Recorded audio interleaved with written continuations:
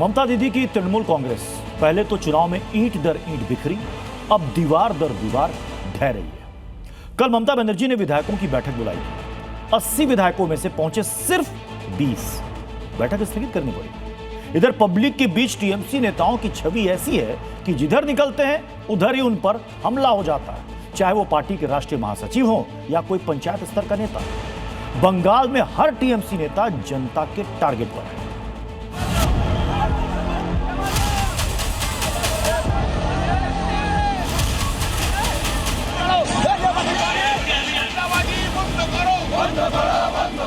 दफ्तर की कुर्सियां तोड़ दी गई, दस्तावेज फाड़ दिए गए, दफ्तर के बाहर खड़ी गाड़ियों को आग के हवाले करने की कोशिश की गई। यह गुस्सा है या साजिश? दक्षिण 24 परगना में टीएमसी के बाहुबली नेताओं में गिने जाने वाले सांसद बापी हल्दर के दफ्तर पर सैकड़ों की भीड़ ने धावा बोल दिया। बापी हल्दर को टीएमसी के बड़े नेता मदन मित्रा का करीबी माना जाता है। इसी तरह टीएमसी के 2 बड़े सांसदों पर 2 दिनों के अंदर हमला हुआ। सांसद कल्याण बनर्जी के सिर पर भीड़ ने पत्थर दे मारा।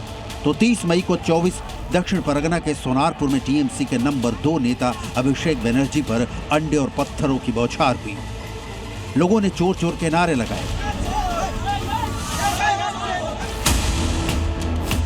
सवाल उठ रहा है कि बंगाल की जनता में गुस्सा अचानक कहां से आया? क्या इसी गुस्से के चलते टीएमसी के नए नवेले विधायक डरने लगे हैं?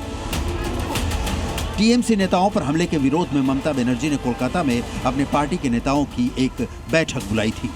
मीटिंग में टीएमसी के नए विधायकों को भी आना था, लेकिन बैठक में 80 में से केवल 20 विधायक ही पहुंचे।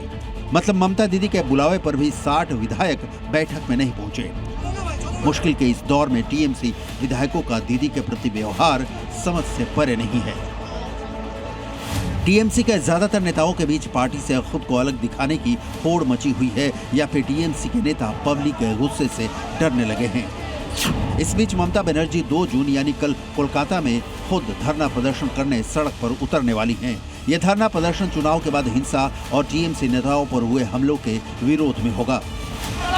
बीजेपी की दलील है कि टीएमसी नेताओं पर हमला दीदी के 15 सालों के काले कारनामों का नतीजा है।